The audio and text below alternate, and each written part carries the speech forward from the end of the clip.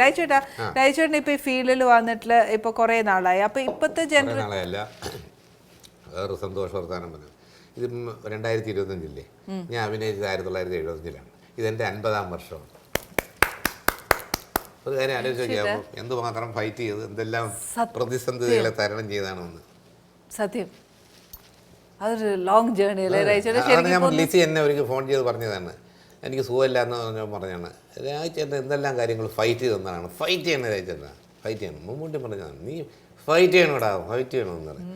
അത് വേണം കേട്ടോ. നമ്മുടെ ഉള്ളിൽ നമ്മൾ തളർന്നു പോയി വയ്യാന്ന് പറഞ്ഞ് കിടന്നു. രാജേട്ടൻ എപ്പോഴും പോസിറ്റീവാണ്. അതാണ് രാജേട്ടൻ്റെ ഏറ്റവും വലിയ പ്ലസ് പോയിന്റ് എന്ന് പറയുന്നത്. രാജേട്ടൻ ഒരിക്കലും, ഞാനൊന്നും ജീവിതത്തിൽ എവിടെ തളർന്നു കണ്ടിട്ടേ ഇല്ല.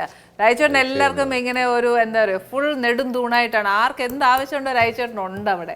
ആരും വിളിക്കുകയോ പറയുകയോ ഒന്നും വേണ്ട. രാജേട്ടൻ അറിഞ്ഞു ചെല്ലാനും അറിഞ്ഞു പ്രവർത്തിക്കാനും അറിയുന്ന ഒരു മനുഷ്യനാണ് രാജേട്ടൻ. അതിനകത്ത് എനിക്ക് എന്താ പറയുക, എനിക്ക് ഞങ്ങളുടെ ലൈഫിൽ കണ്ട ഒരു അനുഭവമാണ്. അല്ലാതെ ഇപ്പം ഞാൻ ഫോർ എക്സാമ്പിൾ ഞാൻ നേരത്തെ പറഞ്ഞ പോലെ എൻ്റെ അപ്പനോട് പോയി സംസാരിക്കാൻ പോയതും രാജേട്ടനോട് ആരും പറഞ്ഞതല്ല. രാജേട്ടൻ്റെ മനസ്സിൽ രാജേട്ടന് തോന്നി, ചെയ്യണം തോന്നി, ആരോടും സമ്മതം ചോദിച്ചില്ല, പോയി ചെന്നു സംസാരിച്ചു. അതൊക്കെ എനിക്ക് ജീവിതത്തിൽ മറക്കാൻ പറ്റില്ല. രാജേട്ടൻ പറയുന്ന പോലെ നമ്മുടെ ജീവിതത്തിൽ ഉണ്ടാവുന്ന ഓരോ കാര്യങ്ങളും നമുക്ക് ആ വ്യക്തികളെ ഒരിക്കലും ജീവിതത്തിൽ മറക്കാൻ പറ്റില്ല. ഞാൻ സ്കൂൾ ലൈഫിൽ ആലോചിക്കുന്ന ഷാജി കലാസിൻ്റെ ഒരു കാര്യമാണ്.